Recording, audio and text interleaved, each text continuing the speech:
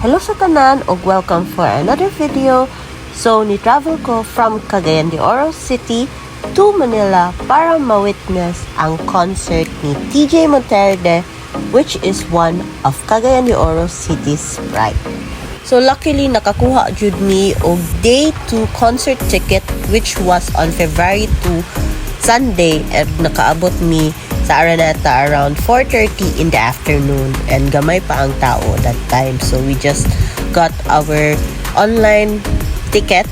And I want to shout out to my sister who made this Manila trip and concert possible. So nagtan-aw sa mi kadyot sa ilhang mga merch. Wala ko nakapalit perchada kayo ilahang merch jacket.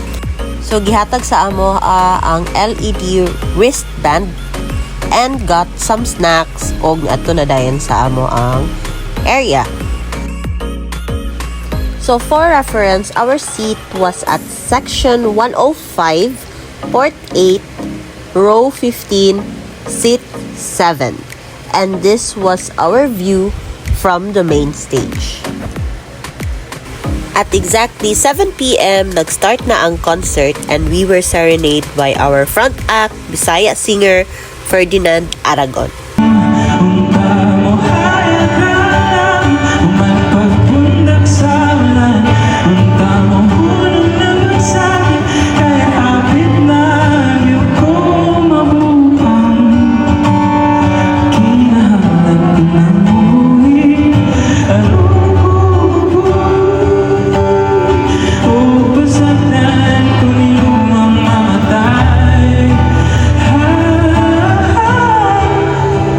After niya, nag-start na ang main event sa concert.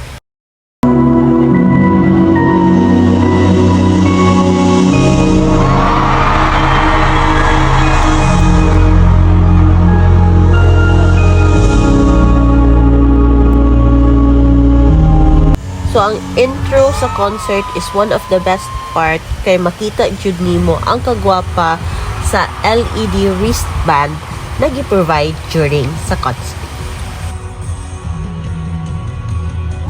Pag nigwas na jud dayon ang ato ang idol na si TJ Monterde.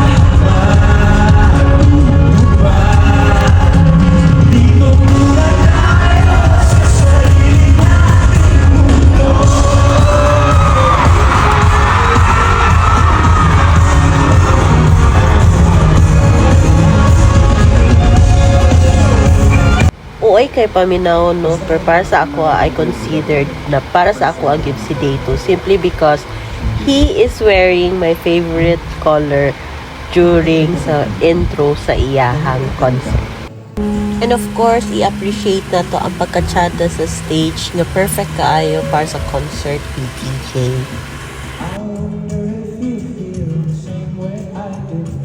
Og happy food ko na hisang one of his Bisaya songs with a special guest na wala gid ko nag-expect.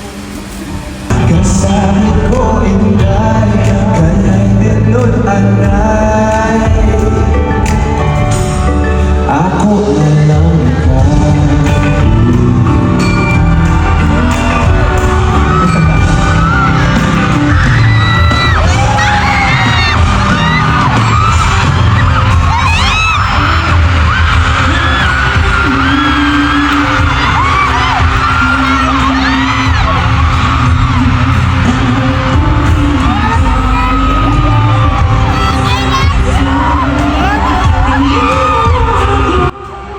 So medyo saba gid kayo yung auntie dinhing dapita kay wala gid ko nag-expect nga si Bini Colette ang iyahang guest sa day 2.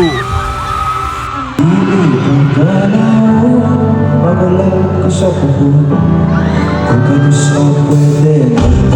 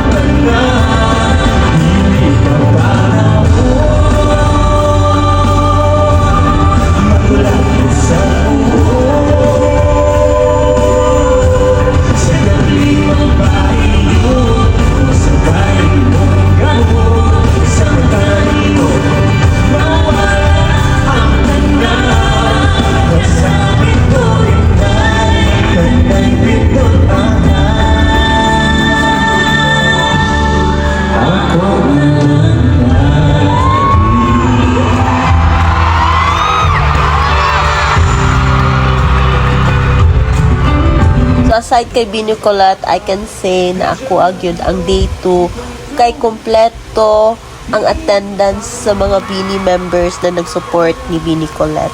And so wala na kabalo, I am an avid fan of them. TJ also made an effort to go near sa mga audience na naa sa likod. So naami dool nga view sa iyaha. So he sang a few songs na dool sa ato ang seat, and one of them is his wedding song to KZ ug nagtibi ang atong palagi boy samtang kakanta sa kanta. Kung sa akin tanong, ikaw ang kalmado kong hangin, ilaw ko sa dilim, sa bukas na darating, ang gabay kong pintuin, saysay at dahilan mo, buhay ng aking kwento.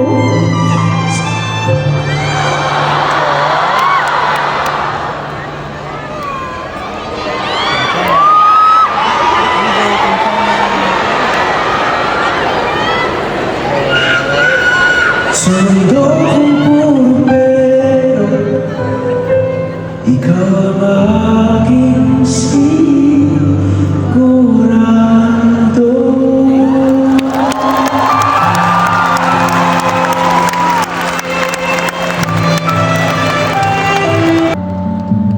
Last thing na makaingon gyud ko para sa ako agyud ni ang day 2 concert ni TJ Monterde is when he sang his unreleased song na exclusive para sa day 2, which is entitled Aurora.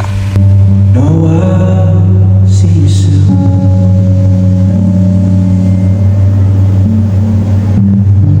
As you dance to my tune.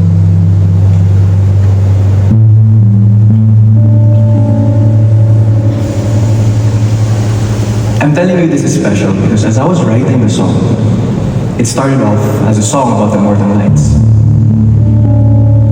But then, when the song progressed, songwriting happened, magic happened. I realized it wasn't just a song about the Northern Lights. It was actually a prayer. A prayer of longing. Or a prayer of waiting. This is the first time I'm ever going to share this. A prayer of waiting. Na somehow, in God's time, bukon, hindi muna ngayon, pero bukon, in God's time, I'm not just going to see the Northern Lights, but I'm going to be able to see a little girl.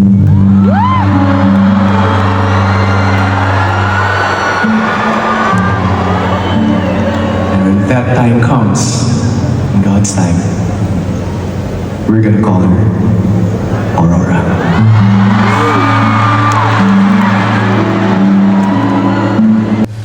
So this song kinda hit me because like DJ and Casey, me and my husband is also in a season of waiting for our Little Aurora 2. So during this time, almost all the audience are really listening to the lyrics. So hilong kaayo ang palibot during that time. So madunggan yun di mo ug tarong ang lyrics ni TJ.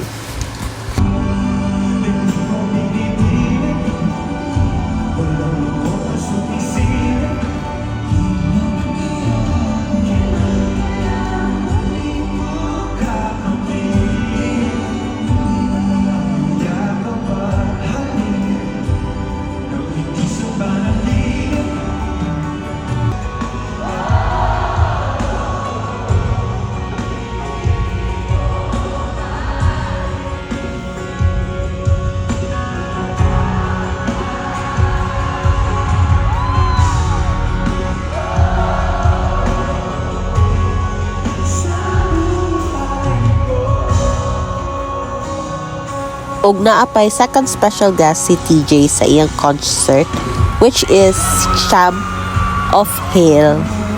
Sa wala nakabalo, Chab is his second degree cousin.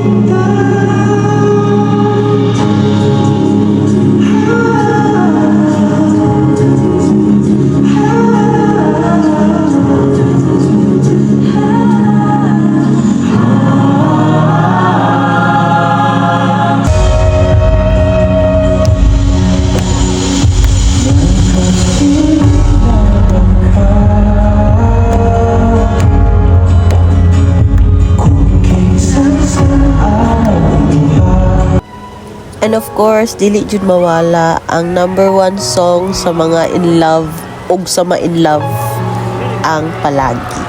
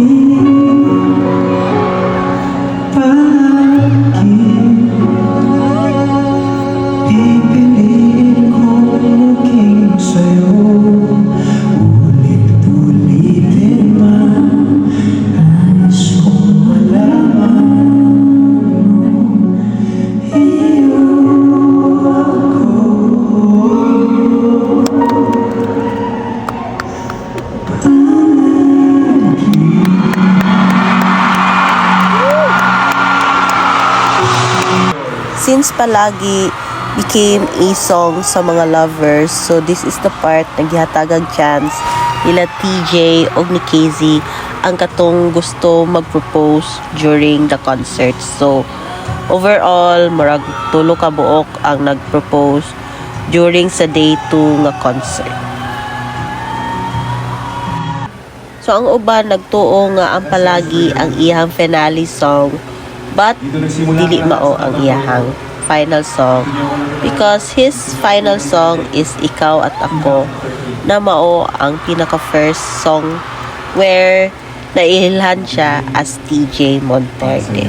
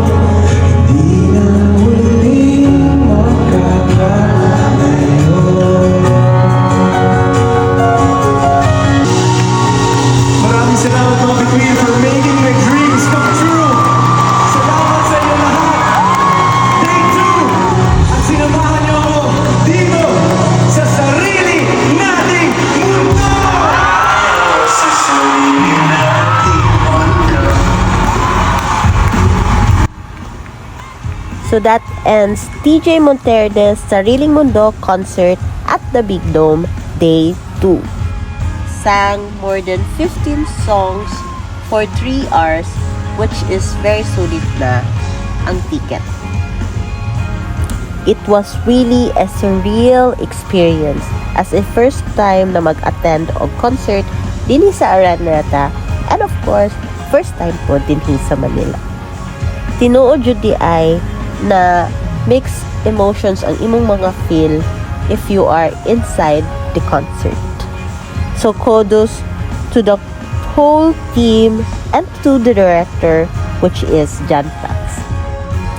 And good news sa mga taga Cagayan de Oro City because TJ Monterde is gonna bring the whole concert experience in CDO.